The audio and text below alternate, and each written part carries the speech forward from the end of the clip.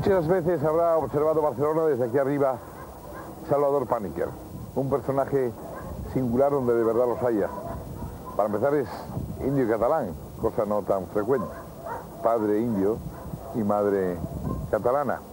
Pero es que además es profesor, ingeniero, pianista, un poco compositor, en cualquier caso empresario, además editor de libros y escritor él mismo. Es muy difícil calificar, definir con una sola palabra a Salvador Pàniker. Yo supongo que si a él se le preguntara, lo que más le gustaría es que dijéramos que Salvador Pàniker es un filósofo.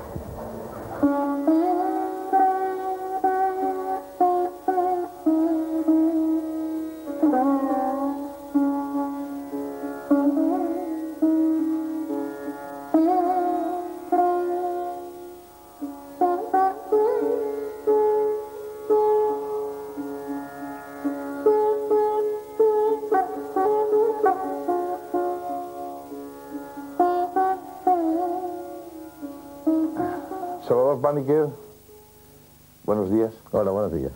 Aunque será buenas noches cuando estemos en pantalla. Va a ser inevitable que empiece por cosas que van a ser tópicos, pero son, insisto, inevitables. Como por ejemplo, pues que uno sea hindú-catalán.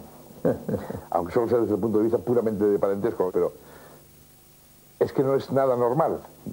Es un mestizaje poco frecuente y sobre todo datándolo en los orígenes que hay que datarlo, es decir, a principios del siglo, que un hindú se casara con una catalana, probablemente es el único caso que yo conozca, y no sé, tú conocerás más porque presides una asociación de amistad hispano-hindú, ¿no? Sí, en realidad yo creo que fue un caso único. Fue un caso único porque incluso a mi madre, porque fue a principios del siglo, claro, le decían, no te cases con este indio bueno, era como imagino que sería un terremoto. Un terremoto, real, ¿no? Eso es como casarse con un extraterrestre, ¿no? Y ella no, lo vio muy claro y curiosamente fue un matrimonio muy feliz, precisamente por lo distintos que eran, ¿no?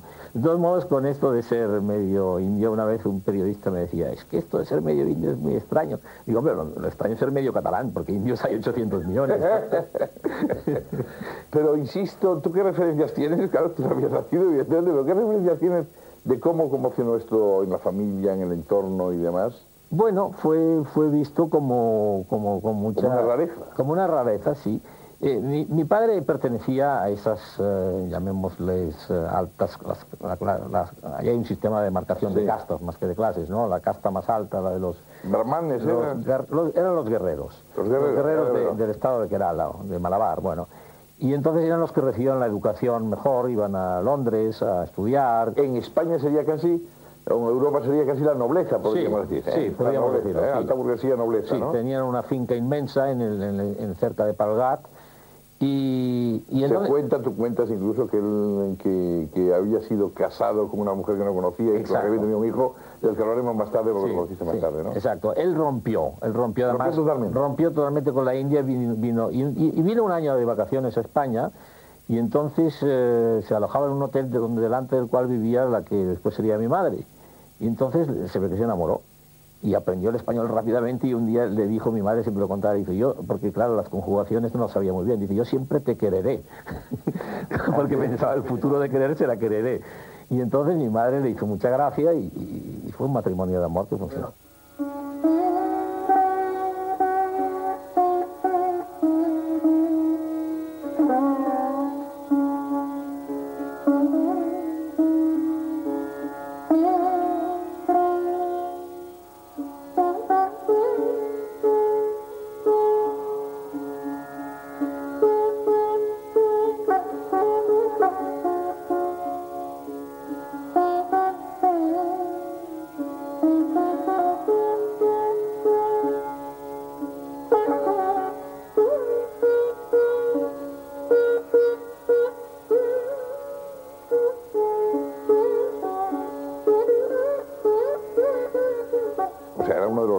De esos indios que tienen una formación europea muy al estilo del Imperio Británico y da en ser, creo que llega a España como representante de productos químicos para el cuero, algo así, ¿no? En ese tipo de producción después de los estudios. No, es que él se había especializado en la química para la industria del cuero.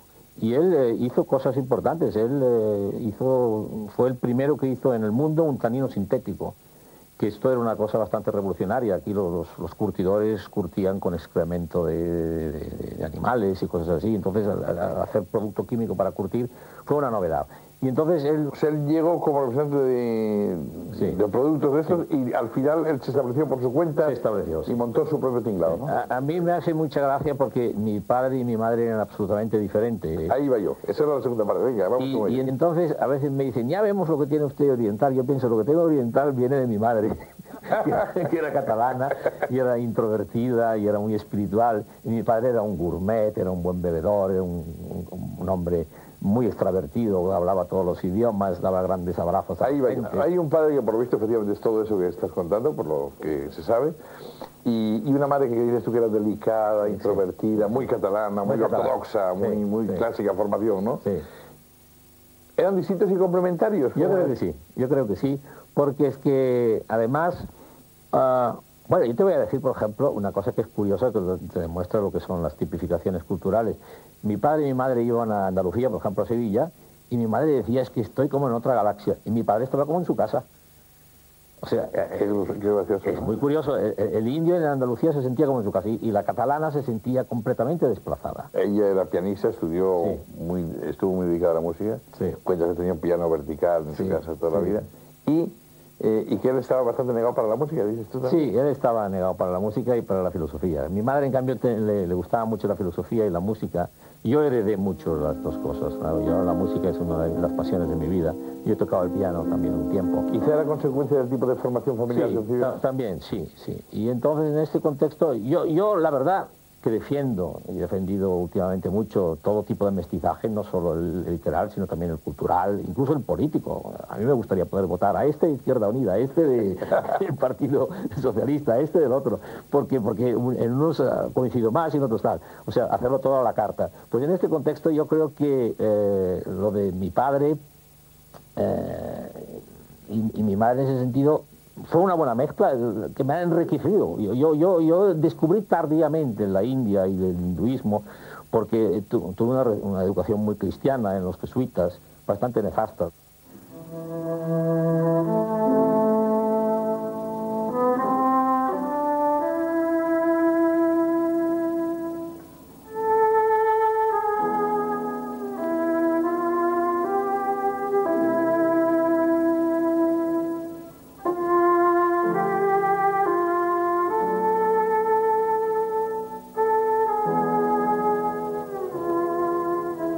Y ahí nacéis 4 hermanos. Sí.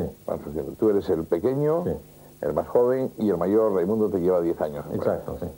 ¿Qué tipo de vida había dentro de la casa y entre los hermanos, desde niños? Yo creo que allí había un personaje, que era un personaje un poco ausente, pero que era prestigiado porque era la figura del padre, que era el padre, y además es el que cuidaba del sustento económico, lo cual no deja de tener su importancia. Y allí había un núcleo que era mi madre y mi hermano mayor y mi hermana, la segunda. Esos tres formaban un núcleo muy cristiano,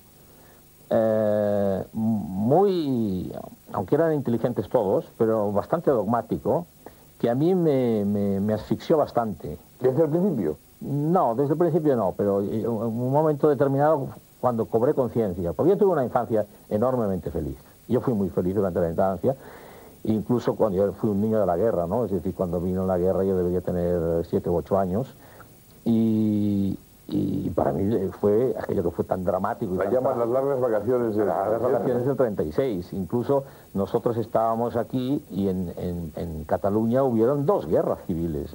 La gente lo ha olvidado esto, o no lo ha vivido, o no lo sabe. La guerra entre el general Franco y los republicanos, y después la guerra entre los anarquistas, aquí dentro los anarquistas, y aquello que salía en la película de Ken Loach sobre Tierra y Libertad. Tierra y Libertad.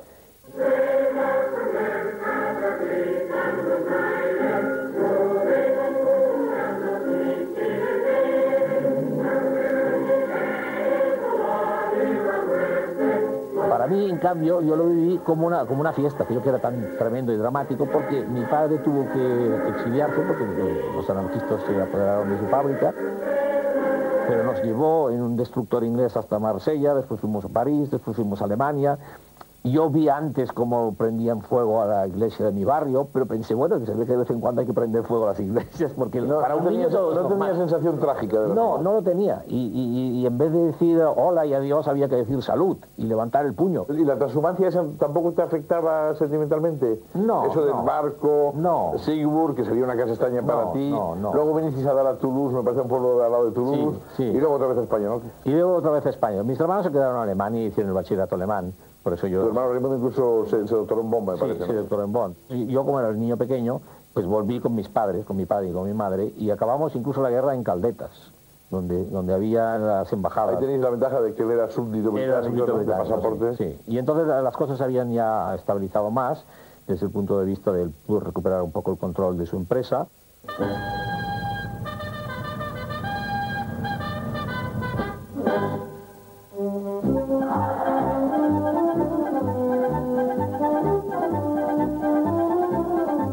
Hay varias cositas que me quedan sueltas a lo largo de la adolescencia. Una, leo que tuviste una especie de tu primer shock, si eso se puede llamar shock, cuando te dejaron solo en un colegio de monjas y hiciste la primera comunión. ¿Cómo es la historia esa? No, más que un shock, yo como era un niño muy feliz, de repente al llevarme a un colegio me pareció... Pero también me volvió a proteger el ser listo, porque me acuerdo que el shock me duró un día o dos, ¿no? Pero, bueno, sí, no fue un shock traumático. No. Era un colegio que había que entrar y decir, ¡viva Jesús! Y la monja respondía, ¡muera el pecado! Me acuerdo. Pero ya eras consciente, o sea, ¿no te lo tomabas en serio eso? ¿O sí?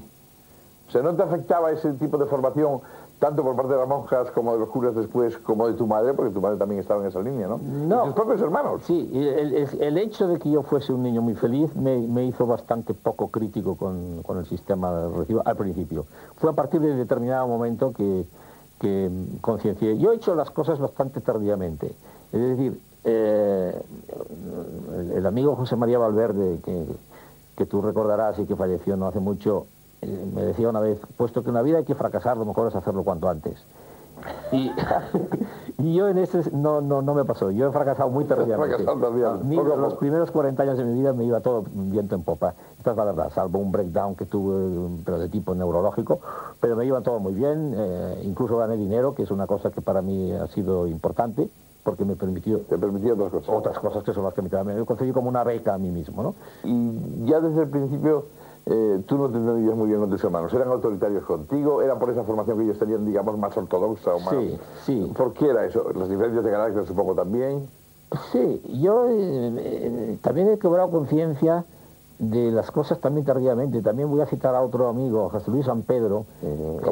Me decía una vez, yo no me empecé a enterar de las cosas de la vida hasta cumplir 50 años. Y a mí me ha pasado un poco algo parecido. No es que no lo supiese porque sabía muchas cosas, pero el crear mi propio concepto del mundo, mi propio paradigma, mi sistema de valores ya más personal, esto fue más o menos allí por el año 80, a partir de entonces, ¿no? Después de haber pasado por muchas vicisitudes. Entonces no tienes lo que suele tener en cambio la gente habitualmente, que son las crisis de adolescencia.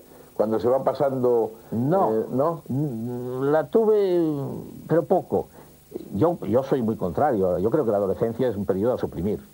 Hay que suprimir la adolescencia, quiero decir. Hay que pasar rápidamente de la infancia a la madurez, como hacen todos los pueblos sabios. Los que son los primitivos tienen un rito de iniciación y que es esto de tener a los chicos en esa especie de reservas de indios que son las universidades y es que estamos en una sociedad muy compartimentada, ¿no? Los viejos en unas residencias, los niños en guarderías y los jóvenes allí. Y yo soy partidario, incluso te diría que los títulos universitarios deberían ser como los productos farmacéuticos, ¿no? Tener una fecha de caducidad, porque llega un momento que ya te has olvidado. Si no hay un reciclaje permanente. Entonces, en ese sentido, yo estoy en contra de la adolescencia. Ahora bien, en mi época de adolescencia, y ahora todavía igual, porque todavía parece que incluso dura más, es una realidad muy traumática. Yo no la tuve mucho, no la tuve mucho, esto es la verdad. Me traumatizó más la enfermedad de mi padre. Mi padre cayó enfermo cuando yo tenía 18 años y aquello me obligó a... ¿Cómo es esa enfermedad? Porque él está prácticamente 8 años enfermo hasta que se muere. Sí. ¿Pero no se muere como consecuencia de la enfermedad, o sí? No, él cogió una hemiplegia y entonces estuvo durante 8 años, sí, ya estaba deteriorado y murió relativamente joven. Es decir, yo soy mayor ahora de la edad que mi padre murió. Pero pese a ser yo un niño mimado de tu padre, me da la impresión, ¿no? Y de mi madre también. Y de tu madre también. Sí, sí. Sin embargo, tú no respondías con una intimidad grande con ellos, ¿o sí? Me da la impresión de que has sido un poco... tú estás lleno, luego hablaremos eso de amigos, de gente que te quiere y tal, pero al mismo tiempo me da la impresión de que tú eres un solitario. No lo sé. Quizás sí. Es decir, yo asumo y además me gusta tener muchas contradicciones, las tengo. Creo que la gracia de una persona es que tenga muchas contradicciones, ¿no? Y las asuma con un cierto... Probablemente yo escribí mis libros de memorias para poner un poco de música y de orden a mi propia vida, porque esto ha sido una yuxtaposición de momentos muy heterogéneos, y entonces a ver cuál ha sido la unidad que ha presidido este desarrollo. Y este fue quizá uno de los motivos, ¿no? Sí, sí. Yo creo que combina una introversión, un mundo interior muy rico, riquísimo, con una gran extroversión. Es una persona muy sociable y es un seductor. Le encanta seducir y es un personaje público y no ha querido serlo, es decir, un poco lo ha escogido. Sin embargo, es el tipo de personaje público, que yo creo, no solo porque sea mi padre, sino que está muy bien porque no solo es una cara externa, ni muchísimo menos, sino que es un personaje público porque tenía algo que decir, y tiene algo que decir. ¿Que asumes o que no asumes? Sí, lo asumo. ¿Cómo te afecta? Me afecta, bueno, yo entonces de allí he hecho mano de mis recursos orientales, que el oriental, y sobre todo el concepto de la meditación oriental, consiste en vivir el presente y vivir fuera del tiempo, ¿no? O sea, la idea de que estamos, si estás exclusivamente en un horizonte temporal, te mueres de angustia constantemente. Las cosas se acaban, las personas que quieres se acaban, todo se acaba y es un desastre. Si trasciendes el ego, que yo le digo, como dicen los taoístas dicen hay que dedicar la mitad de la vida a crear un ego fuerte, porque si no es que se te come el vecino, claro. Pero la segunda mitad de la vida a deshacerte de este ego. Y yo he intentado hacer un poco esto. Habíamos quedado antes en que tú por fin vas a estudiar a Madrid, decides hacerlo de ingeniero, que le gustaba a tu padre también, estás en un colegio. Mientras tanto, tu hermano mayor ya se ha hecho cura en ese tiempo. Está... Sí, mi hermano mayor se hizo cura, mi hermano mayor entró en el Opus. Y se hizo del Opus, y sí. Se hizo del Opus el año 30, conoció al padre Escrivá el último día del año 39, lo digo porque él lo ha contado alguna vez. Siendo muy joven, o sea, es de los creadores. De los creadores, sí, de los primerísimos, que entonces eran todos muy brillantes. Me temo que ahora ya no lo son. Estaba Fisac en esa época. Estaba Fisac, sí, sí. Muchos, los más intelectuales se dieron de baja. Por cierto, que todos se dieron de baja y algunos han sido incluso, yo tengo entendido que tu hermano fue incluso expulsado. ¿Es tal así o no? En parte sí, en parte no, pero yo diría que en parte sí. Lo que pasa es que es mejor que te lo cuente él algún día. Ya. ¿Me permites que recoja una frase? Yo es que prefiero, ya, como es una frase concreta, prefiero citarla exactamente para no equivocarme. Porque a mí me parece muy duro en el mejor sentido cuando tú escribes de tu familia. Es una cosa muy curiosa, es una cosa que a mí me gusta. Eres duro con ellos, pero también eres duro contigo. Y sobre todo me da la impresión de que intentas ir al grano del asunto a la hora de escribirlos. Me da la impresión de que intentas hacerlo, digamos, muy cercano a ellos, pero al mismo tiempo muy distanciado.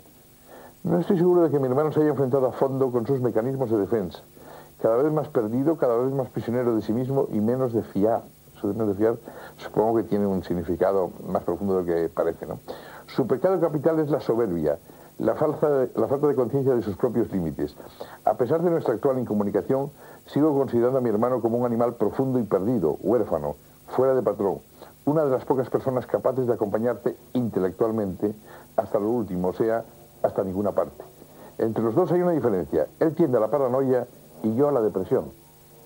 Bueno, para caracterizar un poco estos tres tipos, el paranoico, el depresivo y el obsesivo, ¿no? Sí, él no creo que haya tenido nunca ninguna crisis de duda, por ejemplo. Pero eso no es propio de un intelectual, entonces sí le valoras intelectualmente, ¿no? Sí, y hay un proverbio zen que me gusta mucho que dice, gran duda, gran iluminación. Pequeña duda, pequeña iluminación. Ninguna duda, ninguna iluminación. Está muy bien, lo conocía yo. Y en ese contexto mi hermano, yo no lo considero que haya hecho su autocrítica, no. Creo que yo volvería a suscribir esto, lo escribí en Primer Testamento y lo volvería a suscribir, sí, sin duda. Y bueno, entonces tú das en Madrid, él ya está por esa otra vía, tú das en Madrid, estudias allí, coincides, vas a una residencia del Opus, supongo como consecuencia de la relación de tu hermano, ¿no? A la residencia Moncloa, donde coincides, por cierto, con tengo entendido con López Rodó y con... Sí, y con Carlos Bausoño también. Y con Bausoño también. Sí, que por cierto Bausoño no está mal, no está mal. Me contó... Has tenido muy buena suerte en las relaciones también. Sí. No ya las que tú elegiste, que eso ya son un mérito tuyo, sino las que te tocaron en suerte, sí. ¿no? Bausoño me dijo una cosa que también me pudo haber influido, y no me influyó porque no lo he hecho, pero me dijo un día, porque Vicente Alexandre vivía muy cerca de la residencia, y dice, he encontrado a Alexandre, que me había visto, que te ha visto en el tranvía, dice, he visto un chico con un aspecto un poco indio, dice, y es un poeta, y él no lo sabe que es un poeta. ¿Ah, sí? Y entonces... Eso te gustaría. Sí, me presentó después a Alexandre, y yo no he hecho, bueno, he escrito algo de poesía en algún momento, pero no es lo mío. Entonces, a ver, sitúame en el tiempo y en tu evolución, por un lado, un día que aquí en Barcelona tú sales de un cine y ves a una chica que resulta después llamarse Nuria, sí. Y que, el gran flechazo parece ser, explícame eso, tanto en el significado como en el tiempo, y después esa ausencia que se produce y tu vida en Madrid, donde tú dices que has sido una especie de gran golfante que sí, yo en Madrid andabas de pillo por ahí. No estudié nada en Madrid porque no estudiaba. He aquí cómo se inicia un día cualquiera del curso.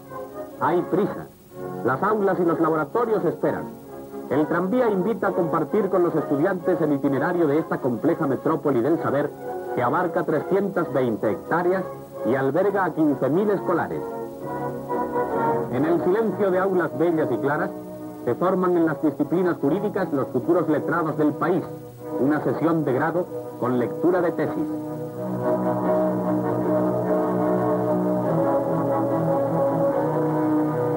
En el complicado arsenal de modernísimos laboratorios experimentales se profundiza en los últimos avances de las ciencias físico-químicas. Termina una jornada en la ciudad universitaria. Vuelven al silencio aulas y laboratorios. Los estudiantes emprenden el regreso a la ciudad entre un alegre contrapunto de canciones.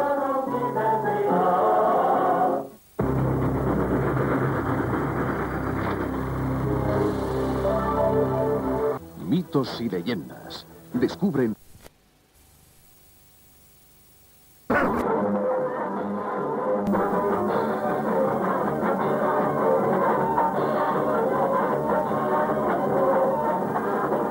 ¿Y por qué dices que andabas por ahí de pícaro, por Madrid? Quiero decir, ¿es que te da por la juerga o sencillamente que no te importa nada lo que estás haciendo?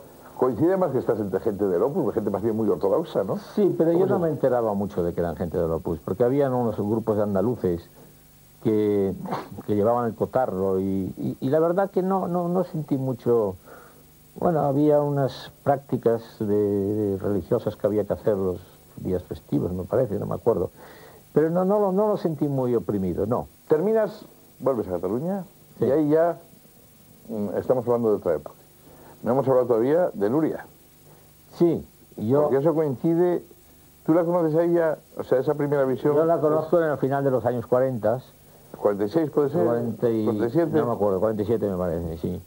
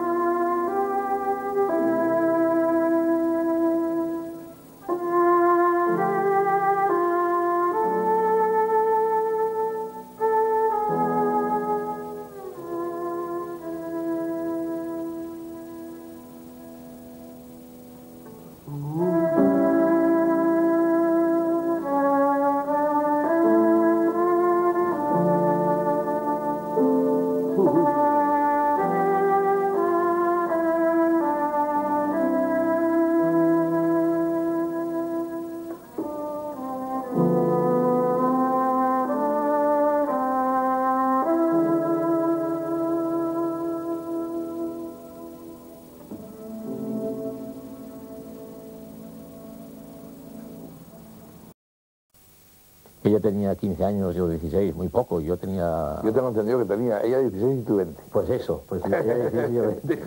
¿Tú has leído mis libros? Lo he leído, yo...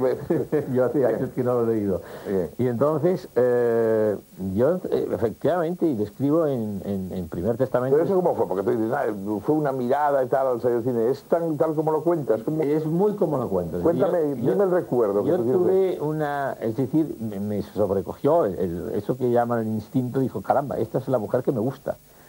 Y era... después ha resultado que, bueno, hemos sido felices unos años, después nos hemos separado, pero bueno, incluso tenemos una relación amistosa ahora. Pero tú, o sea, ¿la viste y ligaste ya? No, había un amigo, y era la salida de un cine, y un amigo me dijo, te voy a presentar a la mujer más guapa de Barcelona, y se refería a otra. Y yo digo, no me presentes a nadie, que lo que me interesa es esta que estoy viendo aquí. ¿Sabes cómo fue el contacto? Eso, sí, fue el contacto, fue así. Y después, después estuvimos unos años sin vernos. Ella no quería saber nada, no quería saber nada. Peor. Sí, pero ¿por qué no? Porque no quería tener novio tan joven, porque es una mujer con mucha personalidad, mucha energía, mucha fuerza, mucha... bueno, y entonces ya pasamos a los años 50, que es cuando realmente iniciamos... Los años 50 a mí me ocurrieron 2 o 3 cosas importantes. Venga. Me casé en el 52, me licencié en filosofía también en el 57, me parece, o 56, no me acuerdo. ¿Estando trabajando ya para la empresa o no? Estando trabajando todo el tiempo para la empresa, ya casado y ya teniendo un par de hijos. Muy rápido, muchas cosas, casarte, tener hijos, sí. Llevar la empresa y hacer filosofía. Hacer filosofía y después ganar dinero, porque la empresa era pequeñita. Pero yo aquel año, por una serie de cosas que ahora no vale la pena contar, tuve unas oportunidades en comercio exterior. ¿Fue cuando te fuiste a Sudamérica? Fue cuando me fui a Sudamérica. Y entonces me concedí esta beca para mí mismo. Pero ¿cómo? Si se puede saber, porque yo me quedé sorprendido al leerlo, dice, me fui e hice un periplo por Sudamérica y vine con dinero ya para becarme para el resto de mi vida. ¿Cómo que hiciste tanto dinero? ¿Qué hiciste? Pues fue un poco así. ¿Vendiste armas? No hice nada. Bueno, la gente no sabe, por ejemplo, que Voltaire, que tenía una considerable fortuna, invirtió toda esa fortuna en el tráfico de esclavos negros. O sea, él escribía sobre la tolerancia, pero invirtió sobre el tráfico de esclavos. Lo que igual no estaba mal visto entonces. Yo no hice cosas así, por supuesto.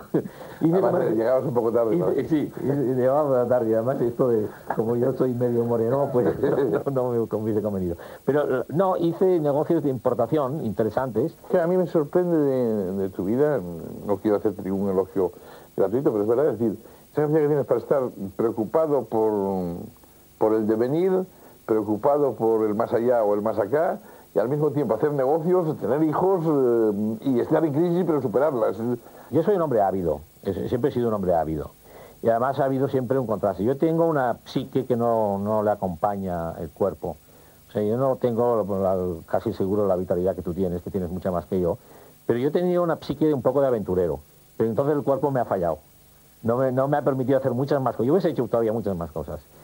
Sí, pero de todos modos hice entonces en el año 60, ya fui ayudante de metafísica de Jaime Bofill, que era el catedrático que es quien te lanza a ti un poco en ese mundo, ¿no? Sí, lo que pasa es que a mí enseñar me aburre, a mí repetir, Levi Strauss contaba una vez que él cuando tenía que repetir una cosa que ya sabía no le cuadra. A mí me gusta esta conversación porque ahora yo no sé lo que voy a decir dentro de un minuto, pero en cambio exacto, es real, es espontánea. Y esto en las clases es un poco difícil. A mí me salían bien las clases en que les decía a los alumnos, vamos a estudiar ese tema que yo mismo tampoco domino mucho y lo vamos a estudiar entre todos. Entonces estabas estimulado, ¿no? Ara que som junts, diré el que tu i jo sabem i que sovint oblidem. Hem vist tancats a la presó, homes plens de raó. Bueno, pues de esa época de esa época que abarca mucho ya, vamos a poner desde tu matrimonio hasta la madurez más avanzada, ¿no? La relación con tu hermana, con Teresa, porque tu hermana es la que lleva la empresa contigo. Sí, Mercedes. Mi hermana Mercedes, sí. Mercedes, sí. ¿Cómo nos arregláis siendo tan diferentes? Mal, claro. Sí, sí, pero eso no tiene mucha importancia. No tiene importancia. No, yo creo que lo que es importante es que si ya entramos en los años 60, que son años de bastante euforia, en los años 60 yo me pasaron, así como los 50 te he contado cosas importantes, también me pasaron cosas importantes. Vamos, sí. Una de ellas fue que creé una editorial, la editorial Cairós, Sí. que con el tiempo ha sido relevante para mí, porque yo he escrito unos 15 libros con mi nombre y apellido, pero he escrito 500 libros con el sello de Cairós, que vamos a ver, por así decirlo, que son el fondo editorial. No es una empresa grande, pero es una empresa que refleja mucho las preocupaciones que yo tenía en aquella época y que sigo teniendo. Tuviste un momento Sí, de imagen pública, o de dimensión pública. De dimensión pública, sobre todo el libro de conversaciones en Madrid, que fue un bestseller en su momento y que yo creo que fue el primer parlamento español que ha habido, porque allí yo mezclaba a Tierno Galván con Fraga Iribarne, y mezclaba a Aranguren con López Rodó, y mezclaba... Y yo entendía muy bien a Aranguren y a Tierno, pero López Rodó, ¿por qué este hombre que era inteligente puede ser franquista? Y esto casi me interesaba más. ¿Quiénes eran esos personajes? Exacto. Y lo que iba a poder pasar, una vez que muriese el general Franco, que más o menos era lo que todos preveíamos. Y entonces en este contexto el libro fue muy bien recibido. Tuvo sus críticas, porque algunos creyeron que era una cosa... No, el señor Fraga lo tuvo encima de la mesa, incluso pensando si tenía que prohibirlo antes de que... fue un libro que heterodoxo. Heterodoxo. Sí. Me acuerdo que Tamames, que entonces era comunista, que también salía, decía unas cosas que mi secretario, entonces tenía un secretario que me decía, es que esto no se podrá publicar jamás en este país. Y digo, bueno, vamos a ver. Y Conversaciones en Cataluña, 3/4 de lo mismo, porque también me interesó mucho. El primer personaje que entrevisté fue José Pla, que es uno de los pocos escritores que hablaba igual que escribía. Porque la mayoría de los escritores, a lo mejor es no conocerlos, porque... Se te estropea. Sí, se te estropea. Exacto. En cambio, Pla era un personaje que tenía una... era parecido a lo que escribía. Yo no lo conocí personalmente, pero debe haber sido un personaje. Y además era un personaje capaz de los exabruptos más... Me acuerdo de una vez en un cóctel, después hicimos una cierta amistad, en un cóctel en casa de Durán Farell, que era otro personaje interesante. Vino el ministro entonces... ministro glamoroso del Opus y del franquismo, que era López Bravo. López Bravo. Y López Bravo se quería hacer el simpático con Pla y le dijo, ¿usted, señor Pla, qué está bebiendo? Y Pla le dijo, estoy bebiendo café con whisky, porque esto es lo que mejor se mea. Y después me dijo a mí, si habré conocido yo al ministro, como diciendo, qué viene este ahora a hacerse el simpático, ¿no? Y en ese sentido, era un hombre, a pesar de que ha sido acusado de ser muy reaccionario y tal, no, era un hombre muy peculiar, muy irrepetible, ¿no? ¿Por qué la editorial? Porque querías escribir y leer lo que a ti te apetecía personalmente, por tener, digamos, una colección de libros a la carta tuya, ¿o cómo es eso? Un poco. Es decir, yo creo que la editorial Cairós es un poco la heredera, o sea, del mayo del 68. O sea, había cosas que yo tampoco, parece, esta entrevista parece que esté siendo poco modesto, porque yo he cometido... No hace falta, que es para contar vuestra vida, o sea que... He cometido errores gigantescos, pero bueno, aquí vamos a hablar un poco de todo. Yo fui de los primeros, por ejemplo, que en este país haya hablado de ecología. Y me acuerdo que entonces muchos amigos marxistas lo consideraban esto como una especie de frivolidad. Y después han visto que es una cosa muy seria y que es incluso un paradigma de pensamiento, ¿no? Y entonces yo, estos libros de ecología los publiqué en Cairós, libros de orientalismo los publiqué en Cairós, libros de interfecundación de religiones los publiqué en Cairós, libros de psicología humanística como Maslow y después psicología transpersonal los publiqué en Cairós, libros de sociólogos y generalistas que yo admiraba mucho y sigo admirando, como Edgar Morin, por ejemplo, les publiqué en Cairós. Yo una vez fui a ver a Morin a París y dije, yo lo admiro a usted mucho y quiero publicarle los libros en España. Y enseguida me dijo, pues perfecto. Y yo le he publicado. ¿Cuándo se produce este interés y esta crisis o catarsis, o yo no sé cómo llamarlo, en relación con las religiones en general? Yo tuve una crisis de tipo neurológico en la mitad de los años 60 que me afectó mucho. Murió mi cuñado. ¿Se te murieron dos hijos? Un hijo, sí. Un hijo, sí. ¿En el nacimiento? Sí, o recién nacido, ¿no? Pero esto era anterior. Yo creo que había unas un problema neurológico, o sea, los neurotransmisores. Yo soy bastante biologista en el fondo, o sea, creo mucho, soy culturalista también, pero bueno. Entonces tuve un breakdown y entonces tuve una gran crisis de angustia y me agarré un poco a la religión y... ¿Tuviste contacto con el Opus también? Y tuve un contacto con el Opus y entonces es cuando me di cuenta que yo no tenía nada que ver con aquello. Entonces digo, voy a estudiar también la parte paterna, voy a estudiar las religiones orientales y las estudié. Y después hice un primer viaje a la India que me impresionó bastante.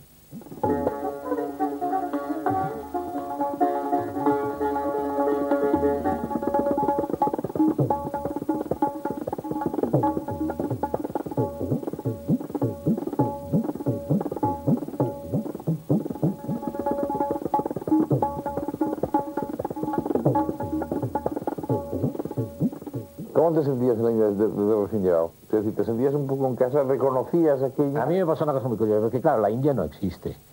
Existen las Indias. Muchas Indias, ¿no? O sea, la India del Norte no tiene nada que ver con la India del Sur, por ejemplo. Y yo he de reconocer que cuando entré por primera vez en la India del Sur, que es donde la tierra de mis antepasados, sentí una sensación de cosa casi como... Yo me acuerdo de uno de mis primos que me enseñaba la antigua casa de los Paniker de allí, y yo tenía la sensación de decir, no, pero si yo ya había estado aquí. Una sensación muy curiosa, muy interesante, y una sensación de gran familiaridad. Y me entró, y recuerdo además, porque es una cosa curiosa, ¿no?, que me entró una gran ola de sensualidad, pero de sensualidad así telúrica.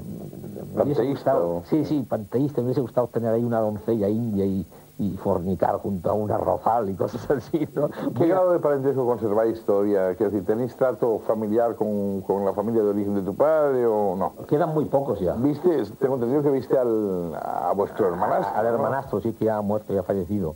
Que se parecía enormemente a mi padre, sí. ¿Su madre vivía cuando lo viste, no? No, su madre acababa de morir. Acaba de morir. Pues claro, mi padre lo casaron. Allí, en la India hay un sistema de que los padres organicen, y todavía pasa ahora, ¿no? Sí. Organicen el matrimonio de los hijos, que no es un mal sistema. A lo mejor no es peor que otros, digamos. No es peor que otros. Miren el horóscopo, se trata el asunto de la dote, y entonces los casan, y este fue el caso de mi padre. Y entonces, y él se fue a Europa, y ya no volvió. Y ya no volvió nunca. No volvió nunca porque dijo, no volveré hasta que la India no sea independiente. Eso te lo entendido, que quería volver cuando hubiera la independencia, pero luego ya... Pero luego, como que estaba ya enfermo, no, ya no pudo volver. Este encuentro con este hijo que nació y que era enormemente parecido físicamente a mi padre, a mí me impresionó mucho. Pero bueno, de la India, en principio, a mí lo que me interesaba era el legado, ¿no? El legado del hinduismo y todas estas cosas.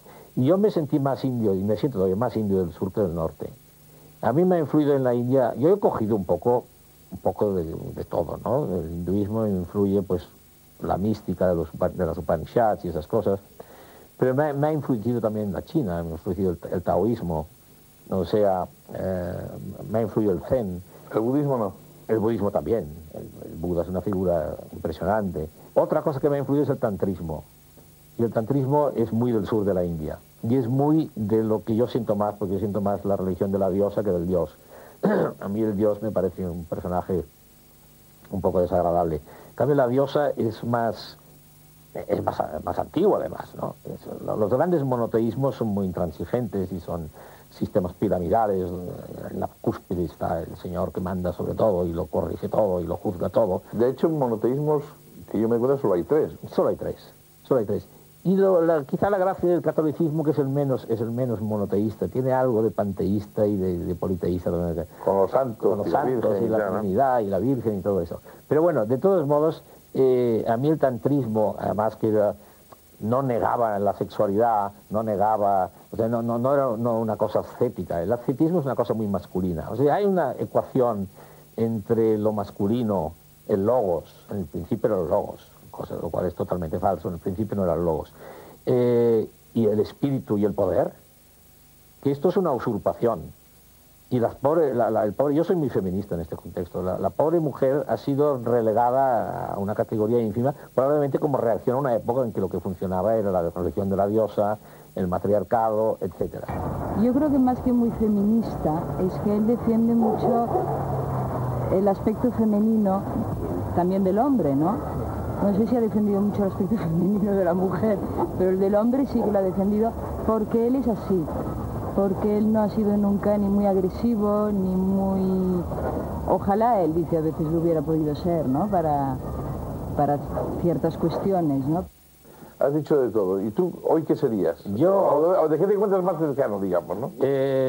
Yo he acuñado un vocablo, incluso tengo algún libro sobre ese tema, que es, yo soy un retroprogresivo. Sí, lo tienes un libro sobre eso. Eso es un libro sobre eso. O sea, yo creo que hay que ir simultáneamente hacia la máxima secularización, racionalización, formalización de los lenguajes. Tienes otro libro sobre lo de secular también. Exacto, separación entre las iglesias y el Estado. Y por otro lado, ir hacia el origen que yo llamo místico, y que no tiene nada que ver con las religiones, sino que es más bien una cosa más ecológica, ¿no? Es la reconciliación con todas las cosas.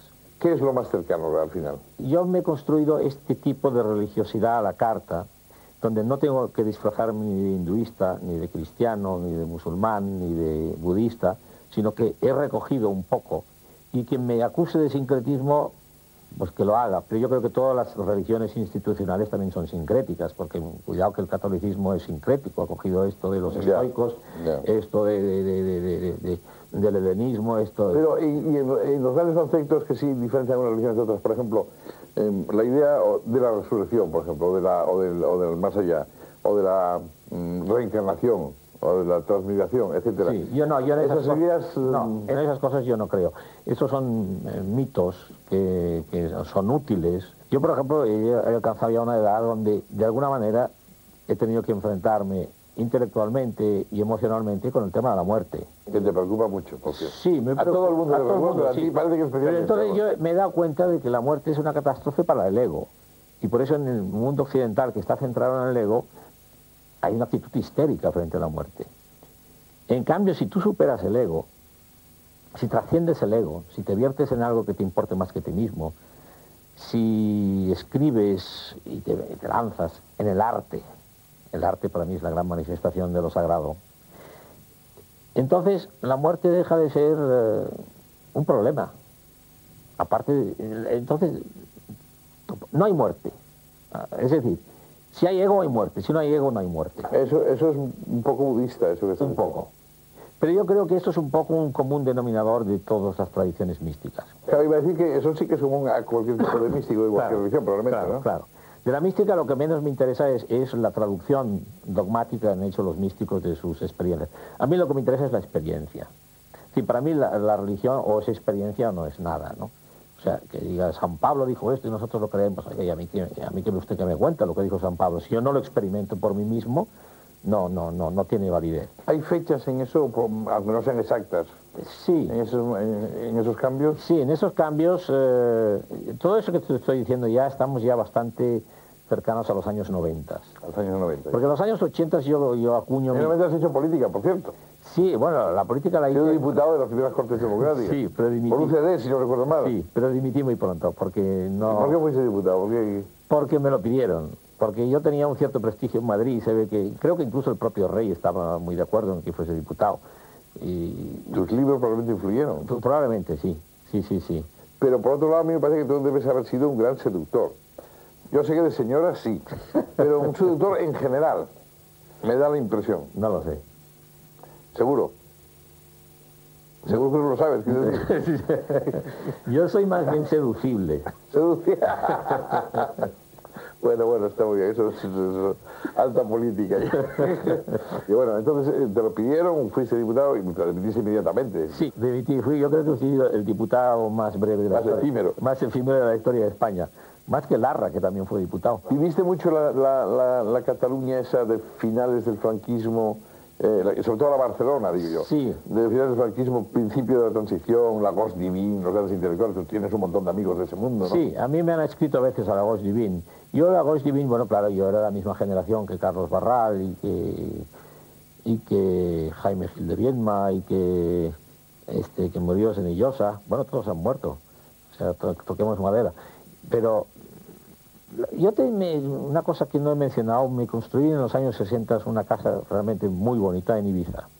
Yo durante 20 años he ido mucho por Ibiza Y aquella fue más, mi Gosh Divin era más cosmopolita, porque en Ibiza se reunían en aquellas épocas, ¿no? Era una locura, yo no sé por qué también iba a Ibiza, sí. Era un mundo curioso. Era un mundo muy curioso y en muchos aspectos fascinante. No hemos tocado ni siquiera de pasada, y a mí me gustaría citarlo, por lo menos aunque sea en la conversación, a tu hermano José María, que yo creo que además es el que mejor hablas o escribe. Es que porque es muy bueno. Un poco que es como el más anote de todos o algo así. Sí, él es menos conocido porque mi hermana dentro de todo ha tenido una vida empresarial donde ha sido conocida. Mi hermano Raimundo es una vedette internacional y mi hermano José María pues es el más bondadoso de todos. Y yo pues le aprecio mucho. No puedo decir más. A lo largo de la conversación normalmente has dicho, este escritor jubilado y tal.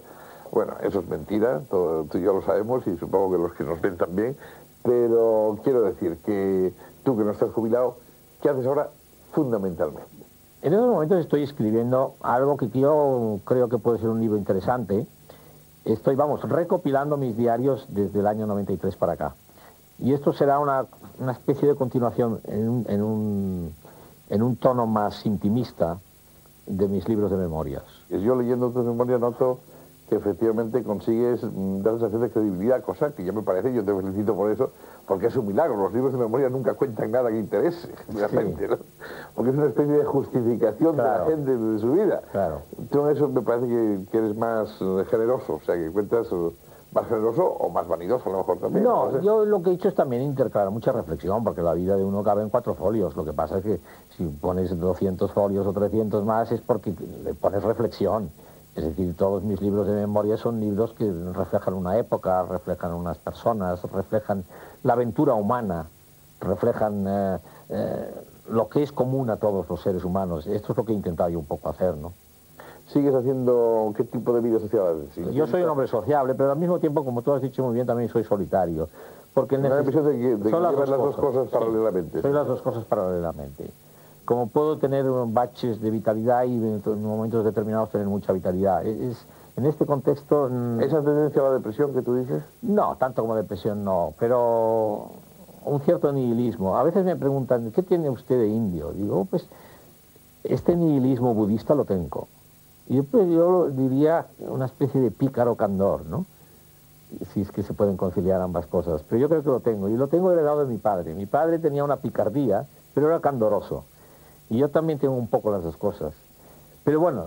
Pues ese cierto nihilismo o esa parte de nihilismo, yo veo que todavía estás absolutamente en forma, por ejemplo, en cuanto a curiosidades y ánimo de hacer cosas, pese a la jubilación, ¿o no? Sí. No, en este contexto yo adivino que todavía... La curiosidad intelectual es lo que yo he tratado de mantener toda la vida. La combinación que tienes tú de científico y filósofo. Claro, había muy pocos. Yo creo que en España solo había otro que era ingeniero y filósofo a la vez, que era Víctor Sánchez de Zavala. Bueno, filósofo no, pero escritor y ingeniero era Benet también. Era Benet. A mí se me ha citado alguna vez como Benet, que era también escritor y filósofo, escritor y ingeniero. Voy a hacer una pregunta. No me gusta este tipo de entrevistas de ¿opina usted que lo blanco o lo negro? Que es usted, le gustan las rubias o las morenas, y no me gusta entrar en las frutas tópicas, pero voy a caer en una debilidad por final. ¿Qué te parece el mundo en que estamos viviendo en este momento? Y hablo ya del mundo en general. Con respecto a otras épocas históricas me refiero, ¿eh? Bueno, a mí me parece que hay una cosa que ha quedado muy clara. Aquella idea que nos habían vendido, incluso en el terreno económico, de que las cosas iban a ser cada vez más fáciles, de que teníamos asegurado el incremento de nuestra renta, de que los hijos vivirían mejor que los padres, este mito ha quebrado. Las cosas son cada vez más complejas, más inciertas. Los mismos políticos ya a largo plazo ha desaparecido del vocabulario político. Hablan como máximo de la semana próxima. Bueno, exagerando un poco, ¿no? Porque quiero decir, hay una conciencia de que hay una cantidad de factores imprevisibles, que no se sabe por dónde irán las cosas. No sabes si el tener un devaneo amoroso con una secretaria te va a costar la presidencia de los Estados Unidos, ¿no? Como le ha pasado al señor Clinton y cosas así. Bien, entonces, en este contexto, la gente es consciente de que efectivamente estamos viviendo un momento de complejidad y de incertidumbre mucho mayor que antes. Pues antes tenías que repetir las pautas, la misma educación tenía que repetir las pautas que te habían dado a sus padres y las repetían los hijos. Esto se ha acabado. Por tanto, los tiempos son más difíciles, los tiempos son más complejos, y si no, que se lo preguntan a los jóvenes que no encuentran trabajo. Y por lo tanto, yo creo que habrá que segregar, y voy a utilizar una palabra que no me gusta mucho porque ha sido muy manoseada, pero habrá que segregar un plus de creatividad que antes no hacía falta para tenerse en pie. Y en este contexto creo que la pedagogía no acierta todavía. Yo antes he mencionado que yo era un niño que lo absorbía todo, y los niños lo absorben todo, y se desaprovechan estas potencialidades que tienen los niños. Entonces, tras este pequeño preámbulo, yo diría que la época es difícil. Que estamos viviendo un momento de crisis, pues claro está que sí, pero al mismo tiempo yo siempre he predicado, aquí me queda un poco de residuo predicador de otras épocas, que hay que tomarle gusto a lo difícil. Esto es lo apasionante, ¿no? Karl Popper siempre decía, yo lo que hago es enamorarme de los problemas. Y así como hay gente que dice, ¡ay, otro problema! Y otro que dijera, ¡hombre, qué bien, otro problema! Entonces, esto daría este cambio de actitud para adaptarse a los tiempos. En este contexto a mí me parece que si hay este plus de creatividad y esta actitud de tomarle gusto a los problemas, podemos sobrevivir, pero va a ser difícil. Eres Salvador, lo paso muy bien. Yo también. Ha sido muy agradable, es una conversación como la que yo quería tener realmente. Muchísimas gracias. Y suerte. Gracias a ti.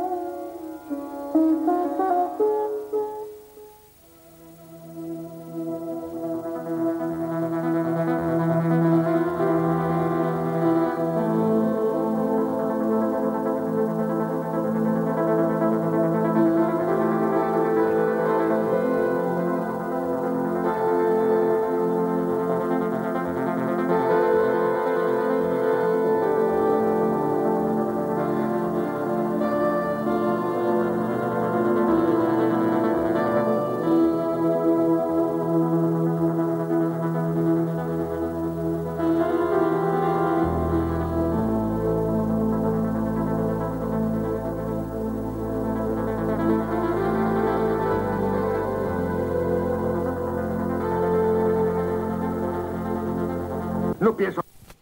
Todo está en